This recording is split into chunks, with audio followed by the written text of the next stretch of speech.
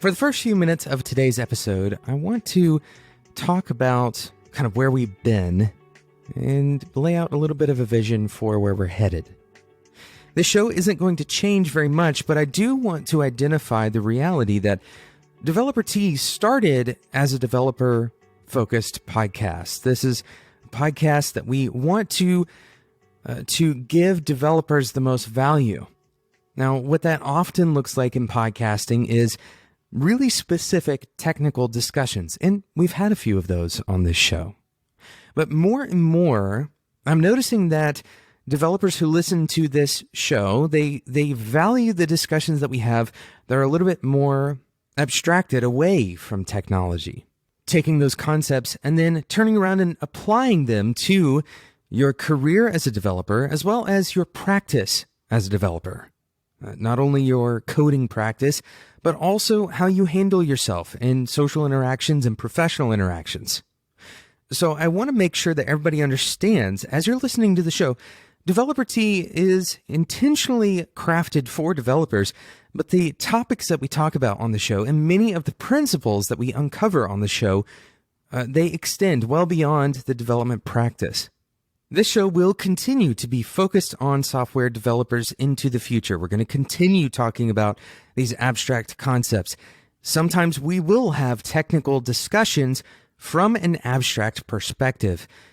But you can consider this moment in Developer T's history kind of the open door moment. We're not restricting the people who listen to the show to only software developers, because as it turns out, software development is becoming a more and more open field. The value of creating software is going far beyond, web development or even application development, and it's extending into every other sphere. So I want to make sure that the people who listen to this show, that if your job title doesn't include software developer, and even if you aren't necessarily targeting a job where that is your title, that you know that you're welcome here, because this show is more about ideas and principles than it is about any specific technology.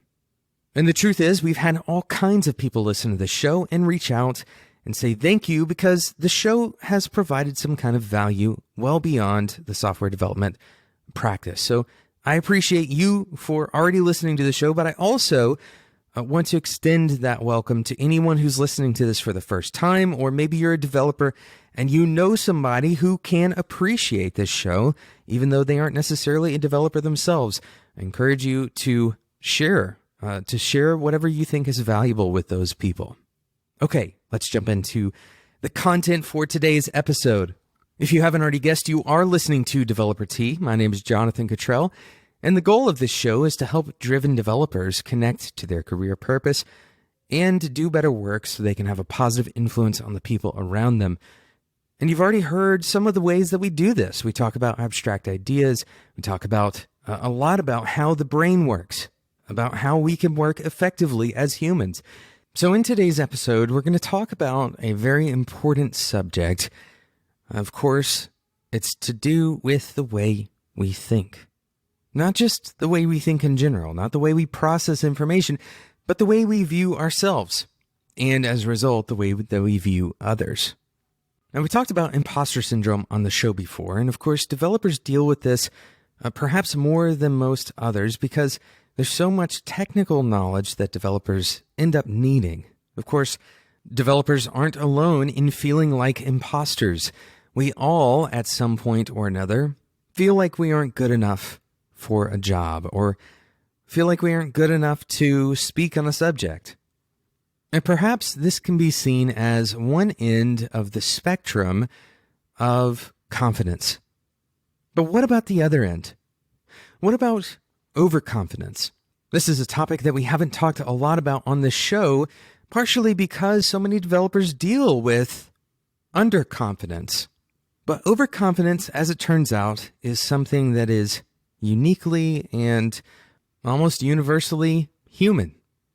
It's something that humans portray quite often, the idea that we have a high level of confidence in ourselves. Now, this is very different from the kind of colloquial term self-confidence. Rather, we have confidence in our own story.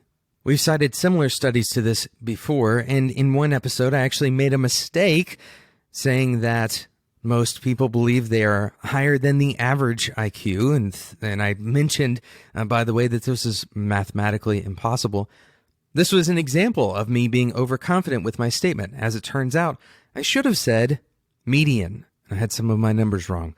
But an example of overconfidence is that 93% of people, in some studies, 93% of people have been shown to think that they are better than the median driver, right? The median being the person in the middle.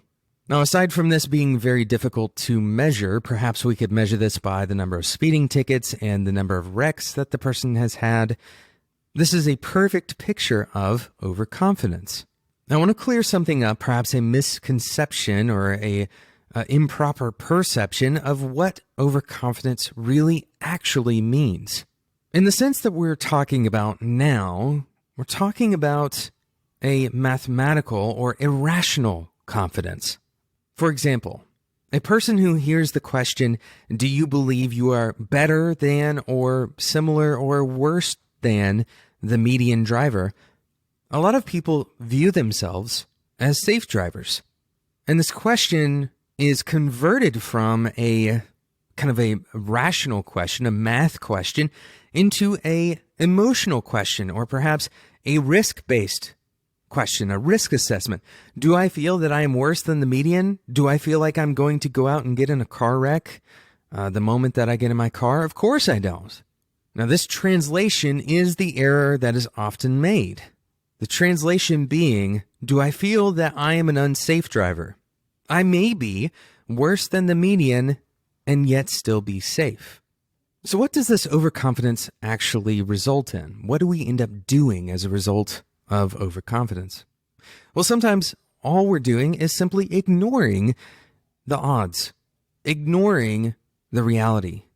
And although I don't have any studies or data to back this up, I think that we may have a twisted version of overconfidence as developers that actually fuels our sense of imposter syndrome. This isn't a confidence in our own abilities, but rather a confidence in our perception of the work that we do. A confidence in our perception of other people. We're certain that others are better at what we do than we are. And this level of overconfidence is just as irrational, perhaps, as overconfidence in the other direction. Similarly, if we think that we are a shoo-in for a job, for example, or maybe, like many other developers who have come before us, we practice overconfidence in what we take on, this kind of infamous phrase, this should be easy. If we practice that overconfidence, we will often experience those negative effects.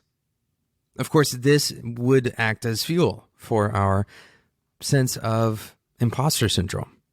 So how do we break out of overconfidence in any particular way, in any particular field? One way is to try to remind yourself of probabilities. Try to make the probabilities as tangible and easy to understand as you can.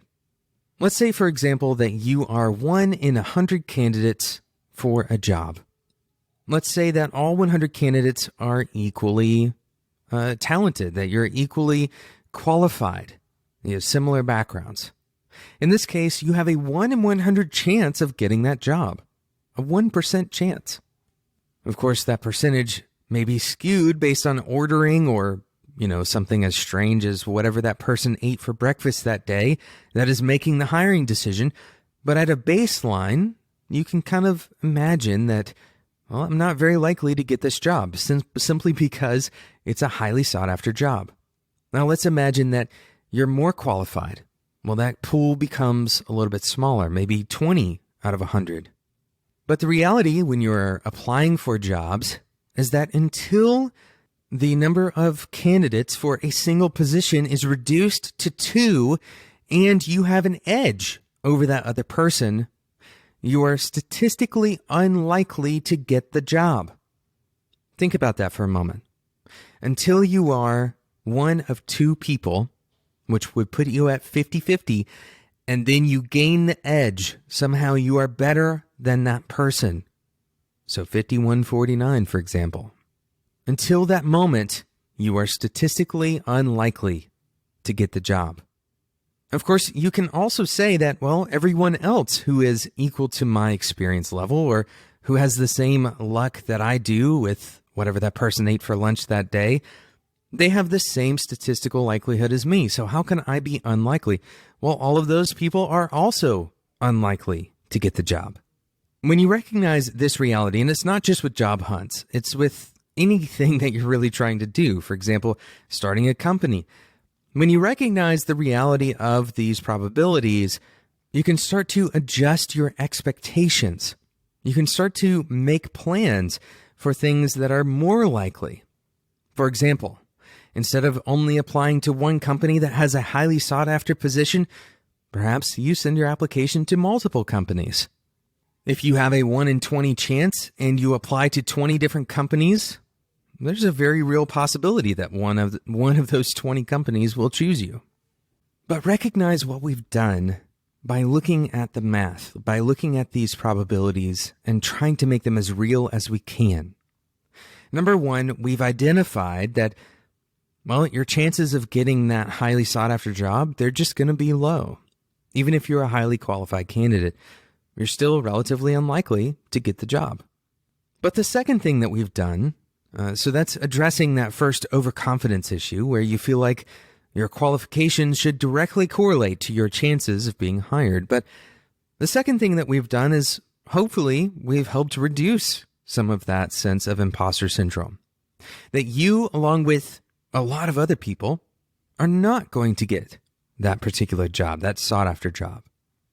Of course, this shouldn't deter you from taking the steps that you feel you should take and applying to the companies that you feel you should apply to.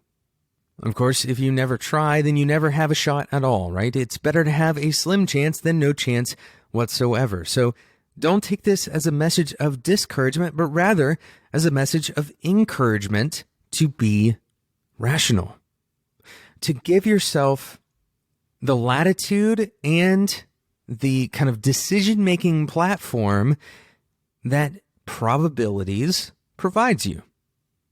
Think in terms of likelihood. This will allow you to prepare. And if you have the possibility of some disaster occurring, let's say you have a 5% chance of being laughed out of the room, prepare for that 5% chance, but do so in proportion to that likelihood. This is what rational thinking is all about. Now, sometimes rational thinking is very difficult to do. For example, thinking about a 0.009% chance, that's very difficult to do because a lot of the time we actually round down to zero, but because it's not zero, we tend to round up a little bit. Our perception of what's called the possibility effect, the fact that it's not zero, that it's even slightly above zero, has a major impact on the way that we understand that number, that likelihood, that probability. This was, as many other things that we talked about on this podcast, illustrated in Daniel Kahneman's book, Thinking Fast and Slow. And as it turns out, this irrational thinking is kind of the drive behind going and buying lottery tickets. And it's also why total elimination of some incredibly deadly disease it feels significantly safer than 99.999% elimination of that disease. This is, once again, called the possibility effect. And so while our minds can't always wrap around numbers perfectly, while we can't always imagine those probabilities exactly right, when we try to make them as tangible as possible, when we try to create some kind of visual representation, even in our mind's eye, some kind of visual representation, this can help us get a grasp on how much energy, how much thought we should put towards a particular direction. How disappointed should I be when I get turned down for that job? And instead of being overconfident with your estimates, instead of being overconfident with your code, instead of being overconfident in yourself, I encourage you to look back to the numbers. Trust the data as much as you can until the data betrays you. I haven't heard of it happening, but I certainly would be interested in hearing of it happening. Thank you so much again for listening to today's episode of Developer Tea. Whether you are a developer, a designer, or something totally outside of software development, outside of web development, if you're in a totally different sphere, I am so happy that you're listening to this show. If you don't want to miss out on future episodes of Developer Tea, I encourage you to subscribe in whatever podcasting app you are currently listening to this episode with. Thank you so much for listening, and until next time, enjoy your tea.